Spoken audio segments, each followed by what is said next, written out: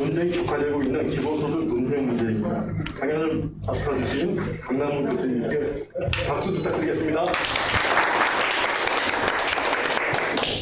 예, 오늘 김포 기본소득 국민운동 김포본부 출범을 맞이해서 이렇게 말씀드릴 수 있는 기회를 주셔서 감사드립니다. 최근에 벌어지고 있는 기본소득 논쟁 중에서 그 핵심적인 한두 가지를 좀 말씀드려 보겠습니다. 예. 최근에 사실은 논쟁이 기법이기도 한데요. 복지국가냐 기본소득이냐 이런 식의 그 프레임을 만들어서 기본소득보다 복지국가가 좋다 이렇게 주장하는 사람들이 있는데요. 예, 이것은 좀 잘못된 프레임이죠. 그래서 복지국가는 사회보험, 국민연금 같은 것이죠. 그래서 사회서비스, 돌봄 이런 거죠. 교육, 공공부조, 사회수당, 사회수당, 아동수당 같은 것들이죠. 이렇게 구성되어 있는데 기본소득이라고 하면 원리가 약간 다릅니다. 다른 건 뭐냐 하면 우리 공유부라는 게 있고 이 공유부로부터 나오는 수익을 우리가 이렇게 배당받을 권리가 있다. 이런 데서 시작을 하거든요. 그렇지만 복지국가 구성을 한다는 관점에서 보면 기본소득은 아동수당 같은 사회수당에 속한다고 볼 수 있겠죠. 거의 성격이 같습니다. 그러니까 전국민 고용보험이 좋으냐, 기본소득이 좋으냐 이렇게 프레임을 만드는 게 잘못된 것은 전국민 고용보험은 사회보험에 들어가거든요. 그리고 기본소득은 사회수당에 들어가는데 이걸 대립시킨다는 것은 사과가 좋아, 토마토가 좋아 이렇게 질문하는 거랑 똑같은 거죠. 둘 다 필요하죠. 예, 과일도 먹고 제가 배라고 했습니다만 슬라이드는 토마토는 또 누가 또 채소라 그러더라고요. 그래서 과일도 필요하고 채소도 필요한 거죠. 그 다음에 또 어떤 프레임이 있냐면 지금 말씀드린 대로 복지국가가 좋아, 기본소득이 좋아. 이것도 잘못된 프레임이죠. 예, 과일이 좋아, 사과가 좋아. 말이 안 되는 프레임이죠. 예, 그래서 이 기본소득은 전국민 고용보험하고 보완적인 관계고 일부 성격이 동일한 사회수당하고는 이제 기본소득 금액이 많아지면 흡수, 통합이 돼야 되겠죠. 이제 그런 관계에 있다라는 말씀을 먼저 드리고 싶습니다. 그 다음에 최근 벌어지고 있는 논쟁은 18조 원이 있다고 할 때 5천만 명에게 주면 한 달에 3만 원밖에 못 주는데 10%만 골라서 500만 명에게 주면 한 달에 30만 원, 1년에 360만 원을 줄 수 있다. 소위 기본소득은 가성비가 나쁘다. 이런 식의 주장이 지금 최근 언론의 주된 기본소득을 반대하는 입장에 있는 사람들이 내세우는 주된 논리입니다. 근데 이 논리가 이렇게 여러 가지로 좀 잘못되었다라는 것을 오늘 말씀을 특히 드리고 싶습니다. 예, 다음에요. 예를 들면 선별소득 보장이 좋아, 기본소득이 좋아 이렇게 질문을 할 때 아까 숫자는 약간 복잡하니까 숫자를 조금 단순화해서 세 사람이 있다고 가정을 하겠습니다. 그래서 저소득층은 소득이 제로고요. 중산층은 200만 원 월, 고소득층은 월 800, 그리고 합계 1000만 원인 나라가 있다고 할 때 저소득층을 골라서 30만 원을 주는 정책을 선별소득보장이라고 한다면 그리고 어떤 정책에 필요한 재원은 기존의 예산에서 쓰더라도 결국은 기존의 예산도 누군가의 세금이잖아요. 그러니까 결국 그 정책에 필요한 예산은 새로운 세금을 걷어서 충당한다라고 가정하고 비교하면 객관적이죠. 그렇게 해서 비교를 해보자라는 거죠. 그러면 30만 원을 걷어야 되는데 누진세로 걷을 수도 있지만 이제 계산을 좀 간단하게 하기 위해서 비례세로 3%씩 세금을 내면 중산층은 2, 3은 6만 원을 내고요. 고소득층은 38이 24만 원을 내서 30만 원의 세금을 걷습니다. 그렇게 되면 결국 순수혜를 계산해야 되는데요. 이거는 보조금 받는 것에서 세금 내는 걸 빼야 됩니다. 그런데 그러면 저소득층은 순수혜가 플러스 30이 되고요. 중산층은 내기만 하니까 6만 원을 내야 되니까 마이너스 6이 되고요. 그 다음에 고소득층은 마이너스 24가 되는 게 이 선별소득보장입니다.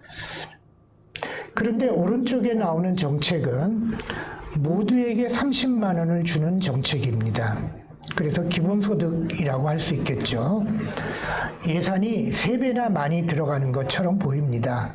그래서 소위 가성비가 나쁜 것처럼 보입니다. 예산이 3배나 많이 들어가니까요. 그렇지만 기본소득은 똑같은 금액을 주지만 세금을 또 걷어야 됩니다. 세금을 걷어서 한편으로 걷고 한편으로 주는 정책입니다. 그렇기 때문에 세금을 어떻게 걷느냐에 따라서 얼마든지 선별소득 보장하고 똑같은 정책으로 만들 수가 있습니다.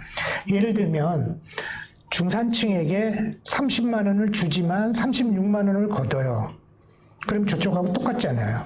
그 다음에 고소득층은 30만 원을 주면서도 54만 원을 걷으면 합계 90만 원 되죠. 예산은 충당되고, 그리고 순수혜를 계산해 보면 왼쪽하고 똑같이 안 될 수가 없죠. 똑같죠. 똑같은 정책입니다. 왜냐하면 기본소득은 모든 정책이 사실 다 그렇지만 기본소득은 특히나 많은 금액을 거두면서 나눠줘야 되기 때문에 내는 돈과 받는 돈을 함께 고려해야 됩니다. 그래서 똑같은 정책인데 지금 벌어지는 논쟁은 왼쪽 정책은 30만 원 들어가니까 가성비가 높고 오른쪽 정책은 90만 원 들어가니까 가성비가 나쁘다라고 똑같은 정책을 그렇게 주장하는 거예요. 그러니까 기본소득은 가성비가 나쁘다. 아닙니다. 여기서 보면 똑같습니다. 똑같이 재분배 효과도 똑같아요. 그냥 주고 받는 부분을 왼쪽은 주고받는 게 아니죠. 주는 사람, 내는 사람 내기만 하고 받는 사람 받기만 하는데 이쪽은 내기도 하고 모든 한 사람 빼놓고는 내기도 하고 받기도 하고. 그래서 결국 같은 건데 내기도 하고 받기도 하고 귀찮잖아. 아니면 기분 나쁘잖아. 30만 원 주고 36만 원 걷어가니까 기분 나쁘잖아. 그럴 수는 있죠. 그런데 기분 나쁠 것도 아닌 게 뭐 기분 나쁜 건 인정을 해봅시다. 그러면 오른쪽에 기본소득은 선별소득 보장하고 다른 건 다 똑같은데 기분 나쁘다 줬다 뺏어가니까 뭐 그럴 수는 있겠죠. 그렇지만 우수한 게 몇 가지 있습니다. 재분배 효과 말고 가난한 사람의 입장에서 생각해보자라는 거죠. 왼쪽은 낼 때 심사를 받아요. 그렇죠? 받을 때 서류를 다 갖춰서 나는 저소득층이라는 걸 증명해야 됩니다. 그 과정에서 인권적으로 낙인 효과가 생기잖아요. 그러면 오른쪽은 안 생깁니다. 왜냐하면 받을 때 똑같이 받으니까. 그리고 걷는 건 세무서에서 알아서 잘 세율만 숫자만 조정하니까. 그러면 오른쪽은 중산층과 고소득층이 기분이 좀 나쁜데 왼쪽은 저소득층의 인권이 보장된다. 어느 걸 더 가치를 두겠습니까? 아니면 왼쪽은요, 세무서에서도 세율을 계산하지만 복지부에서 또 서류 심사를 다시 해야 됩니다. 이 사람이 자격이 되는지, 중산층이 거짓말로 서류를 내는 게 아닌지 다시 심사를 하고요. 그렇게 되면 복지부 공무원들이 심사 작업에 다 행정을 들여야 됩니다. 그 중산층이 교묘하게 속여서 서류를 내기 때문에 복지국 공무원들도 정성과 시간을 많이 들여서 정확하게 심사해야 됩니다. 심사 잘못하면 전화에 뭐 난리 납니다. 복지부 공무원들은 힘들어서 자살도 합니다. 항의 받다가 나 왜 떨어뜨렸냐. 자기가 실수도 할 거 아니에요. 줘야 되는데 안 주고 막 이러고 그 사람 자살하고 그래 보세요. 그러면 스트레스 얼마나 받겠습니까? 그러니까 그렇게 행정비용의 관점에서도 왼쪽 정책을 하면 복지부 공무원들은 시골에 찾아다니면서 복지 서비스를 하면 되는데 오른쪽으로 하면, 왼쪽으로 하면 선별을 해야 됩니다. 이 사람 너는 안 돼, 너는 돼. 행정비용의 관점에서도 오른쪽이 우월하죠. 그 다음에 봅시다. 왼쪽으로 할 때 매달 심사할 수 없잖아요. 그래서 한번 서류를 내면 1년은 갈 거 아니에요. 그런데 코로나가 3월에 닥쳤어요. 그래서 4월에 우리 회사가 문을 닫았어요.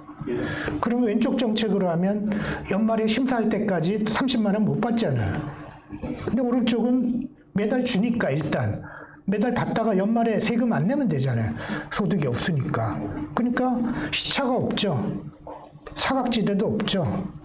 그렇다면 좀 기분 나쁜 거 말고는 다 똑같고 우월한데 왜 기본소득 정책을 가성비가 낮다고 생각하느냐. 지금 가성비는 똑같고 인권적으로 우월하고 나라의 경비도 작게 든다라는 정책이죠. 지금 논쟁은 불행하게 오른쪽 정책을 총 명목적인 부담 주고받는 정책인데 기본소득은 왜 주고받냐면 인권 때문에, 인권적으로. 그리고 행정비용을 줄이려고. 그 주고받는 정책인데 사각지대를 없애려고. 그런데 그걸 갖다가 90만 원이 들고 왼쪽은 30만 원이 든다라고 어떻게 그렇게 잘못 판단할 수가 있죠? 똑같은 30만 원이 드는 정책인데. 여러분이 친구한테 야, 내가 너한테 6만 원 줄게. 그러면 아 그래? 그런데 일단 36만 원 줘. 그러면 바로 내가 30만 원을 주고 6만 원만 가져갈게. 그렇게 한다면 똑같은 거 아니에요? 그걸 왜 다르다고 생각하죠? 자, 좀 넘어가 보겠습니다. 그러나 다음 슬라이드요. 슬라이드가 지금 준비가 리모컨이 없어서 이렇게 수고해주고 계십니다. 네, 왼쪽 두 가지, 왼쪽과 중간을 말씀드렸습니다. 그런데 기본소득은 어떻게 걷냐에 따라서 선별소득 보장하고 달라질 수 있습니다. 어떻게 다르게 걷을 수 있냐면은 오른쪽처럼 걷는 게 훨씬 더 좋은데요. 왜냐하면 제가 말씀드리는 건 왼쪽과 중간은 똑같은 정책이죠. 근데 중간보다 오른쪽은 더 우월한 정책입니다. 왜 그러냐면은 90만 원을 거둘 때 그냥 9% 비례세로 걷어보세요. 그러면 중산층은 18만 원 내죠. 29, 18.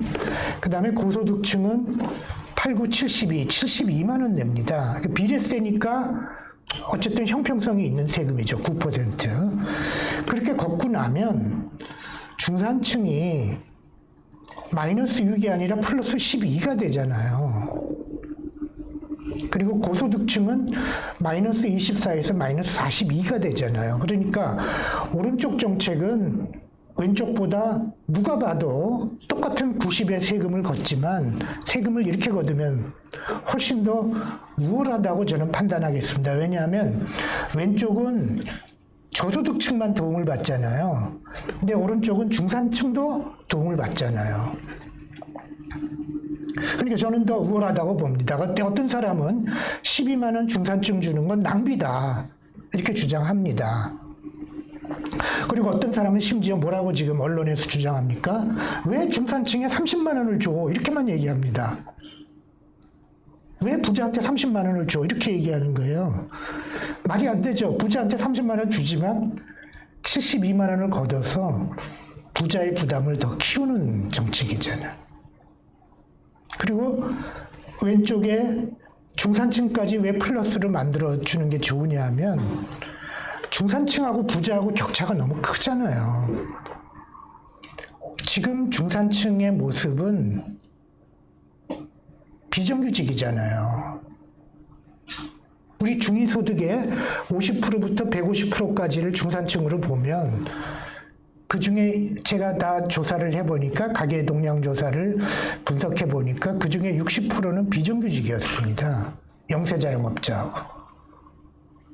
그리고 영세자영업자와 비정규직한테 세금을 걷어서 실업자 도와주는 정책 보다는 실업자는 똑같은 액수 도와주면서 부자한테 더 걷어서 영세 자영업자와 중산층까지 도와주는 정책이 더 우월하다고 보는 거죠.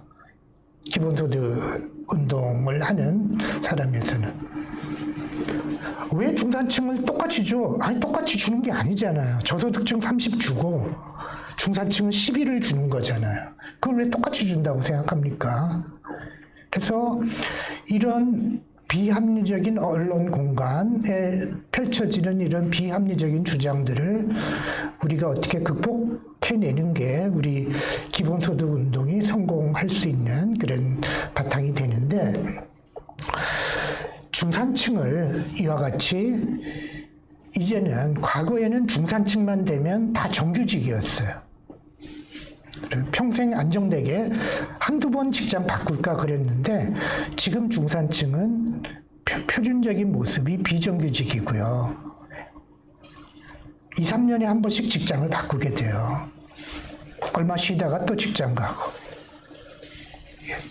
중산층은, 지금 중산층의 모습은 비정규직이라면 시장 소득에서 차별받습니다. 그리고 노동권이 없습니다. 노동상권이 보장이 안 돼요. 지금 그나마 노동상권이 택배 노동자들이 보장이 되니까 이 물류 파업을 일으키면서 자기 처지를 개선시키잖아요. 그러나 많은 비정규직들은 노동권이 안 주어집니다. 노동자가 아니에요. 자영업자예요. 특고예요. 사장님이에요. 그러니까 임금 차별받죠. 중산층의 표준적인 모습은. 비정규직들은 노동권 차별받죠. 복지권 차별받습니다. 복지권은 어떻게 차별받나요? 정규직이면 국민연금을 자기 소득의 4.5%를 내요.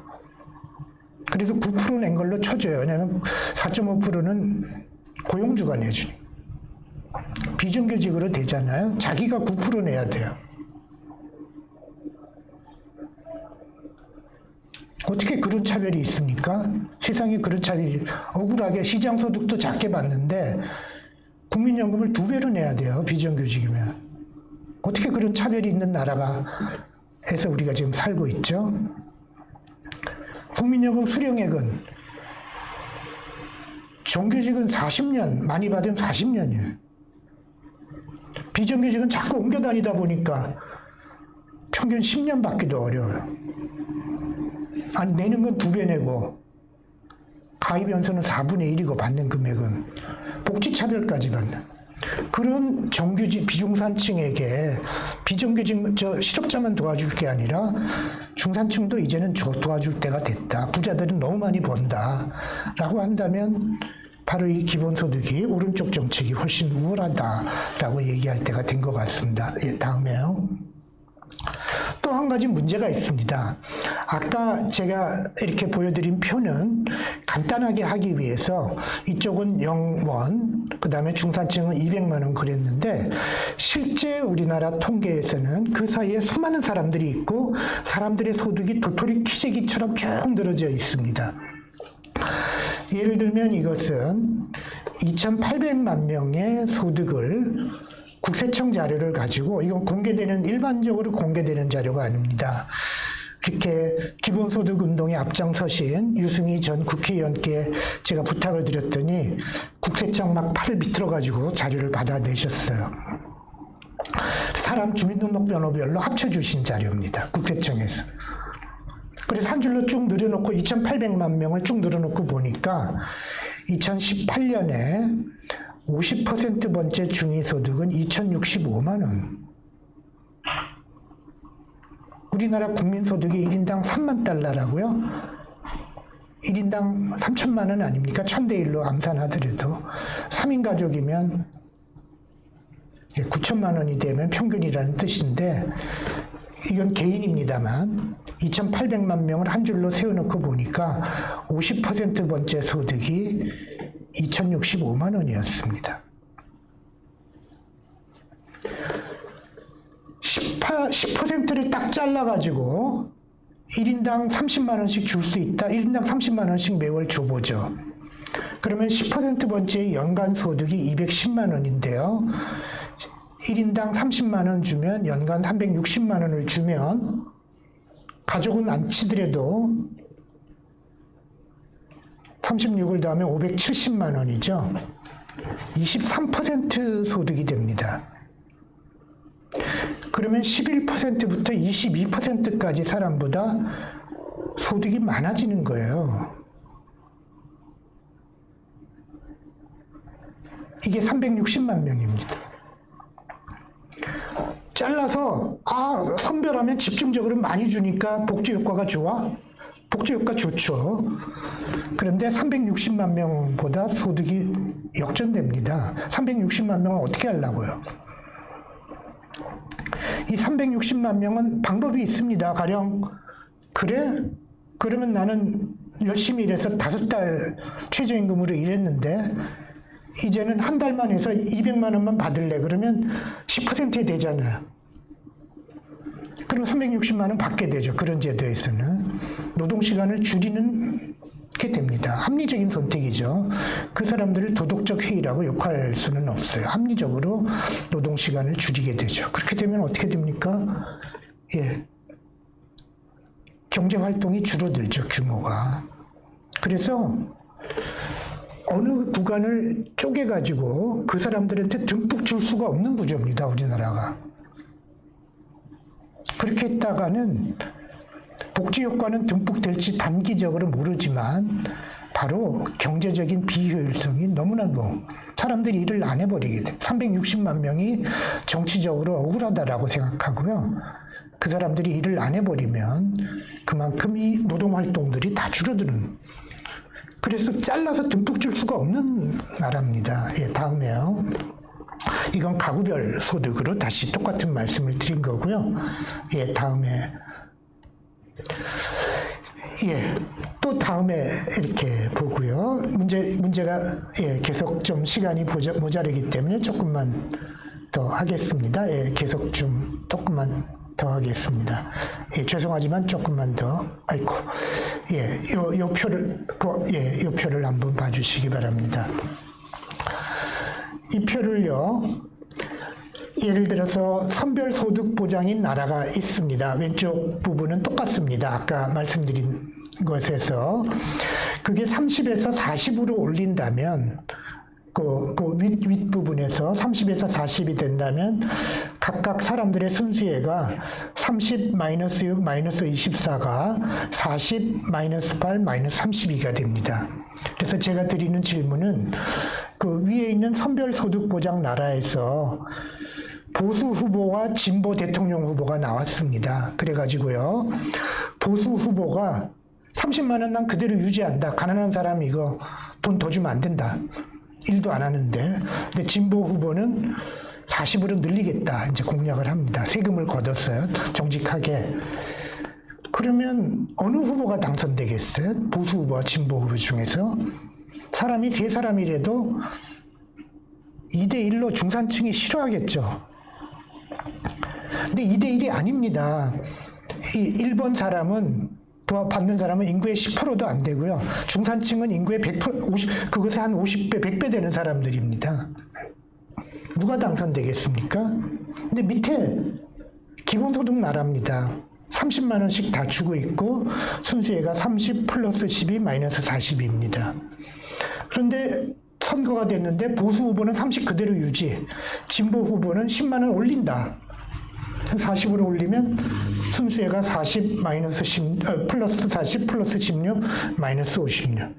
그러면 이 나라는 선거 때마다 누가 더 자주 당선되겠습니까? 물론 진보라고 이것만 가지고 투표하는 건 아니니까 진보라고 할지라도 뭐 이렇게 사생활에 걸린다든지 이래서 떨어질 수도 있죠. 근데 하여간 그런 요소가 없다면 더 극단적으로 말해보죠. 더 쉽게 말해보죠. 지금 숫자가 안 나옵니다만 상상을 해 주십시오. 선별소득 보장은 똑같이 두고요. 이게 30만 가지고 기본소득 나라는 합계가 90이 아니고 30이에요. 그래서 10 이렇게 주고 있었어요. 그러니까 가난한 사람은 10밖에 못 받는 거죠. 위에서는 30 받으니까. 아, 그래서 가난한 사람 가성비가 좋네. 30 받고.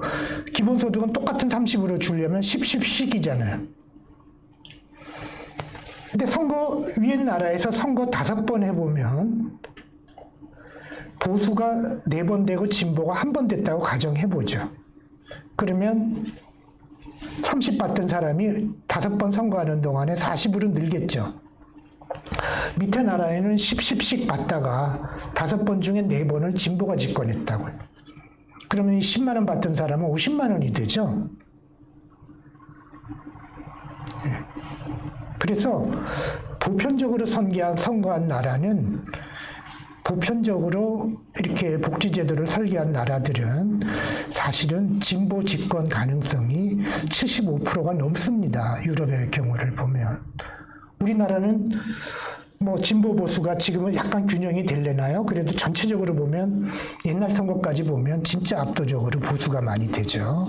그래서 결국은 어느 게 더 빨리 결국은 20년, 우리나라 근데 선거가 또 이렇게 돼가지고 5년마다 한 번씩이 아니고요. 2, 3년에 한 번씩 국회의원 선거, 대통령 선거, 지방선거 막 나와서 선거 빨리빨리 바뀝니다. 공약이나 정책이.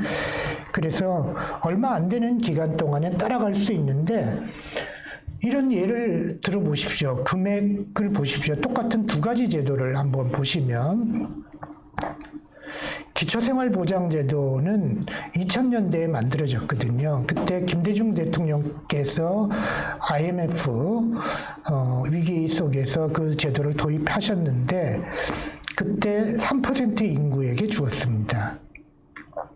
그리고 지금 20년이 지났는데 지금도 3% 인구가 받고 있습니다. 금액은 얼마나 올랐냐? 매년 물가만큼 올랐습니다. 근데 기초연금은 도입을 박근혜 대통령이 70%까지만 했죠. 근데 금액이 쭉쭉 오르죠. 돈은 아닙니다만 무상급식 볼까요? 아이들 경기도 5, 6학년만 시작했습니다. 경기도에서. 지금 김포에 계시니까 그때 경험이 있는지 모르겠는데 지금은 전국에 고등학교까지 확산됐고 유치원까지 이제 하려고 무상급식으로. 그러니까 확대되는 속도가 굉장히 빠르죠. 그때 논쟁을 보세요. 가난한 학생들만 주자. 그렇게 했으면 아직도 경기도 5, 6학년에서 얼마나 더 확대됐을까요?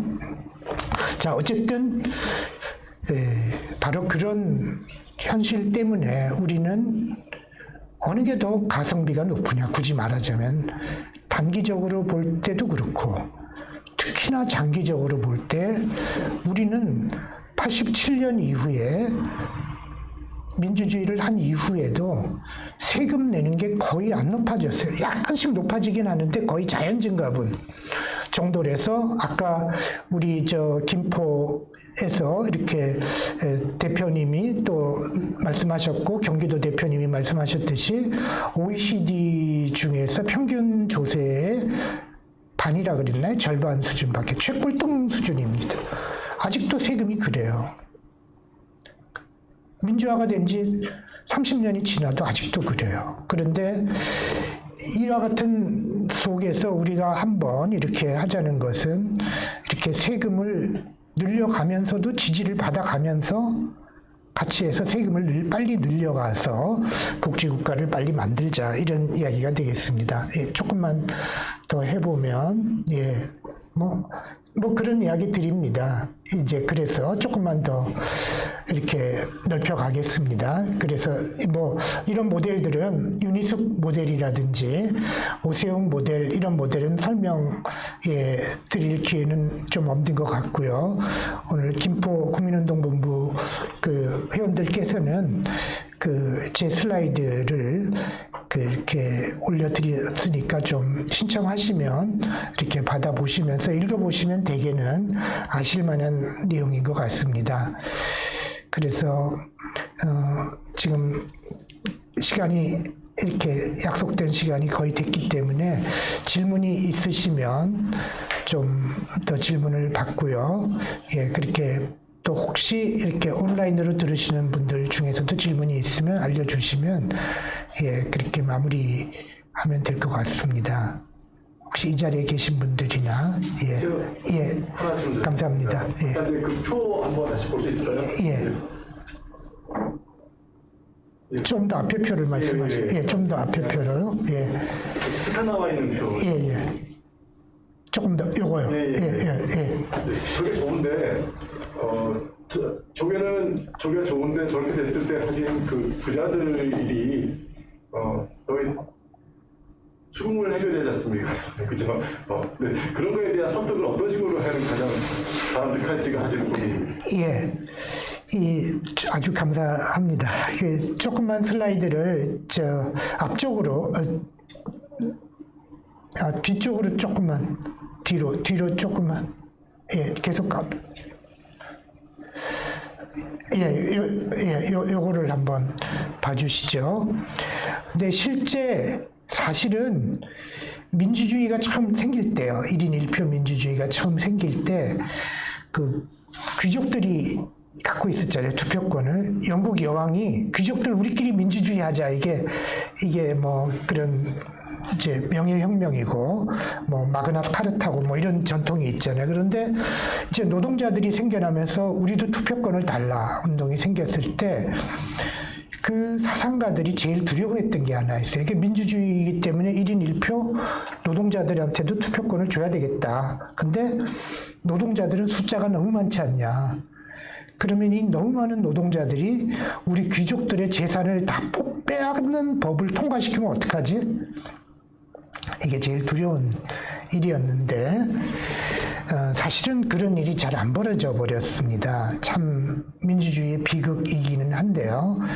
이제 그게 나라별로 이렇게 갈라지는데 그때 이 선거제도에 따라서 이제 나라별로 큰 차이가 생겨나게 되었습니다. 그래서 어쨌든 그런 현실은 이렇게 이루어지지 않았는데 그랬을 때 지금 부자들은 숫자가 작습니다. 그래서 사실은 가난한 사람들이 자기 계층, 계급에 이해에 충실하게 투표한다면 이런 제도는 도입될 수밖에 없습니다. 근데 현실적으로 가난한 사람들이 이제 다르게 투표를 하기 때문에 이런 일이 안 생기고 있는데요.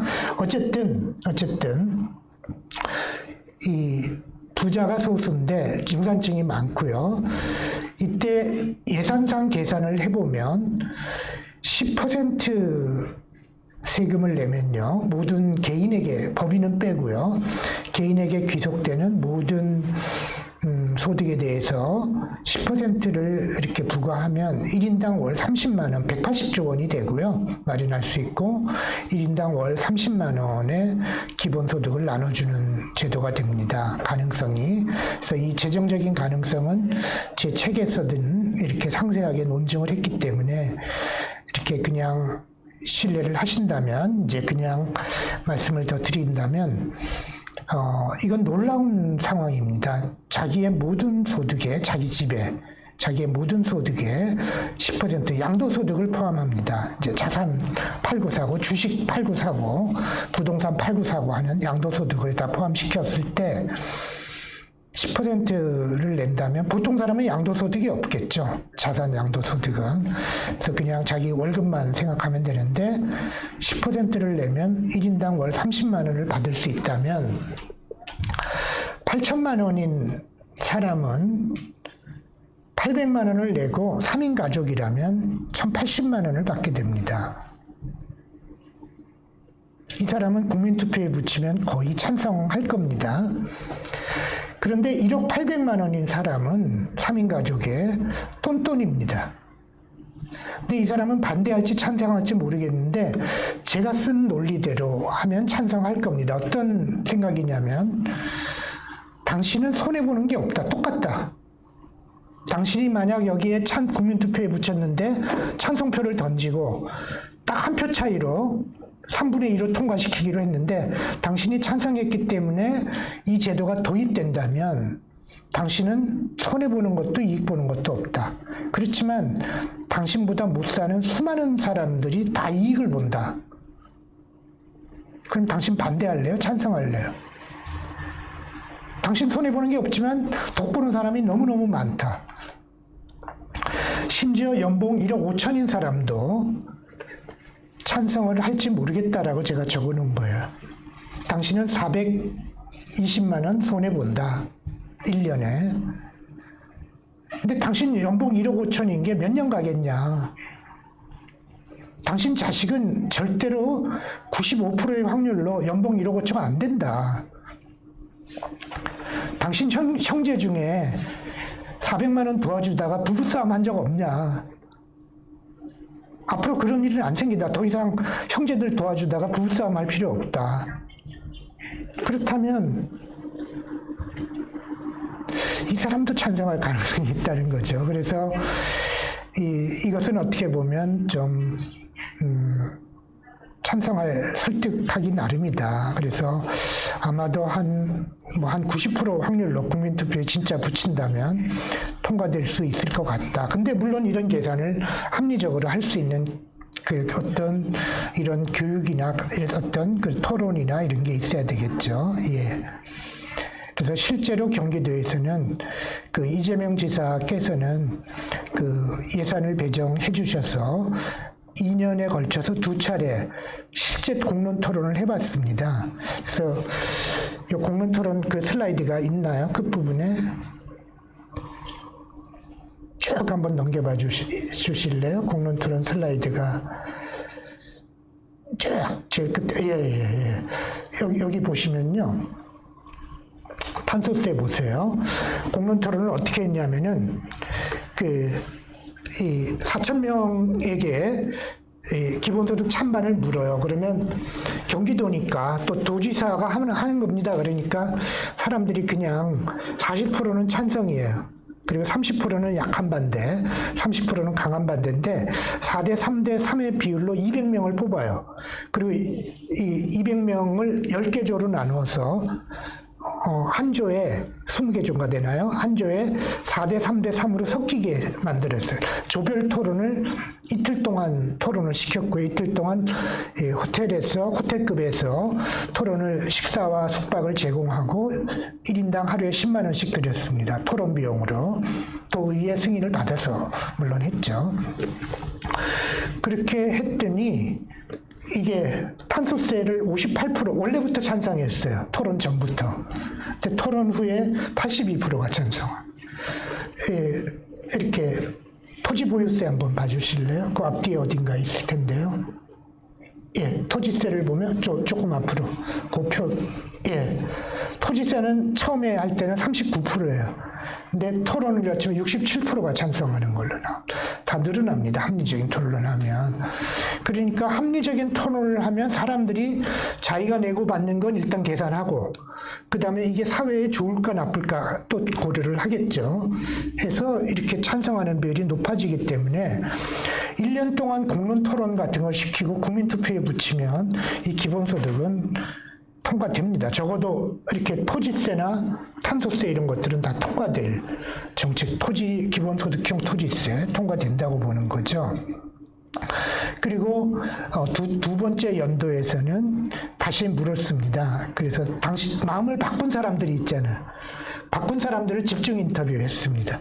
당신은 누구 때문에, 무엇 때문에 바뀌었냐 그랬더니 전문가가 잘 설득해서 전문가 찬반 토론이 있었거든요. 그때 찬성 쪽이 전문가가 이겨서 그 대답 거의 없습니다. 근데 왜 바꿨냐 하면은 같은 조에 토론을 하다 보니까 똑같은 사람한테 조별 토론에서 다 설득당해요. 그러니까 조별 토론에서 찬성자들이 약한 반대자를 다 설득시킨 거예요. 강한 반대자는 거의 안 움직였고. 약한 반대자가 있는데 그 사람들은 찬성자 이야기를 듣고 그렇겠네.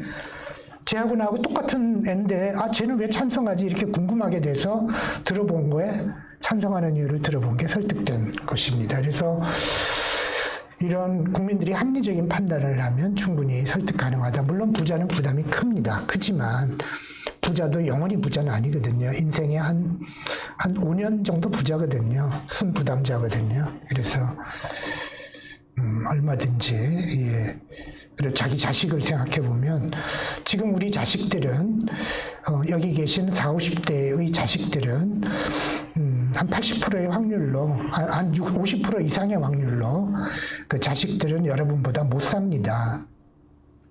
점점 어려워지고 있기 때문에 그렇게 생각한다면 그 자식들은 집도 부동산도 얼마입니까? 그 문제도 해결을 해줘야 되고요. 그 다음에 이런 안전망도 우리 세대에 갖추어져서 자식들에게 물려주는 게 가장 부모로서 해야 될 일이 아닐까 이렇게 생각합니다. 예. 먼저 교수님 강의 너무 잘했고요. 기본 소득이 원래 전통적으로는 이제 현금을 정기적으로 보편성을 지급한다고 여겼는데 실질적으로 수적에서 현금에 대한 지급을 가지고 풀리십니다. 그 다음에 예전에 일본의 헬리콥터 그런 대상을 했는데 그래서 그걸 이재명 기사님은 이제 그걸 보완하기 위해서 이제 지역 화폐로 이제 지급하는 제도를 마련했잖아요. 그래서 제가 이제 듣고 싶은 거는 우리 교수님이 기본소득에 관해서 지금 정부자, 대한민국 정부자신데 이 기본소득 향후의 지급 체계가 이재명 지사님이 이렇게 제안하신 지역화폐로 가는 게 계속 맞는 건지 안 그러면 원래 기본소득 시대로 30만 원이든 10만 원이든 50만 원이든 현금을 지급하는 게 맞는 거예요. 왜냐하면 지역화폐로 갔을 경우는 실적으로 경제적까지 그게 포함이 되거든요. 이게 일정 기간 동안에 지역화폐를 써야 되니까. 근데 현금일 때는 그게 뭐 저소득층 같은 경우는 쓰게 되지만 중위 이상은 사실은 그게 크게 이렇게 도움이 되는 게 아니라서 그냥 뭐 재워놓을 수도 있고 안 그러면 통장에다 넣을 수 있는 그런 부분이기 때문에 제가 보기에는 경제까지 이렇게 낙수 효과를 보기 위해서는 지역화폐로 가야 되는 게 맞는데 또 실질적으로 그렇게 가다 보면 또 쓰는 쓰임새에서 한계가 있고 여러 가지 어떤 문제가 있고 장단점이 있는 것 같은데 서로가 교수님 생각은 어떻게 향후의 지급 체계가 지역화폐나 이런 제도로 가야 되는 건지 안 그러면 전문가요? 예, 우리 이재명 지사님께서 그렇게 설계하신 지역화폐는 원래 성남 시절에는 제 기억이 조금 틀릴 수 있는데요.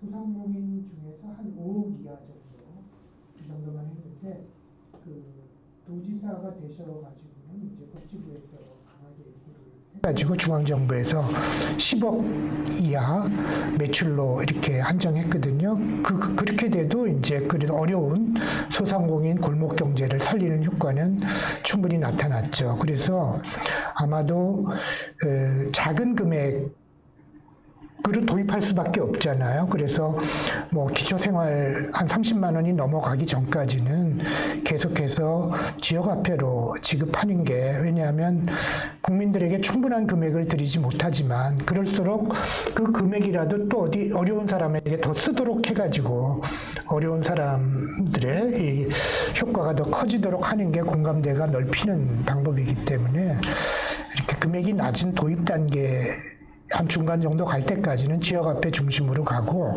좀 충분한 금액의 합의가 이루어지면 국민이 다 합의하면 그럼 좀 자유를 드리자 이렇게 할 수 있을 것 같습니다. 그래서 아마도 당분간은 지역화폐로 가지 않을까 그렇게 생각합니다. 근데 지역화폐가 거의 불편한 게 없어요. 불편한 게 깨끗한 어디 음식점에 레스토랑에 못 간다 이런 정도지 생필품은 다 지역에서 구해도 되거든요. 물건값이 더 비싸지도 않아요. 사실 대기업 제품이잖아요. 근데 매장만 영세 자영업자 매장이니까 똑같은 품질의 물건은 거의 구할 수 있거든요. 똑같은 가격에. 그래서 큰 불편은 아니고요. 그래서 그렇게 할 수 있지 않을까 싶습니다. 예. 혹시 그러면 예. 그럼 사회자님 마무리해 주시면 예, 감사합니다. 네, 제가 강연 서들 너무 잘했다. 제가 와서 우리나라 기본소득의 가장 최고 권위자이기 때문에 좋은 강의 너무 잘 들었습니다. 감사드립니다. 이상으로 기본소득, 기본소득 온라인 초정식 및 경연을 모두 마치겠습니다. 함께해 주시고 참여해 주신 모든 분들께 감사히 드립니다. 고맙습니다.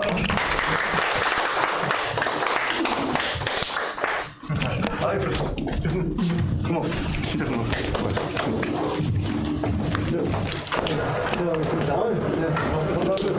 수고하셨습니다. 수고하셨습니다.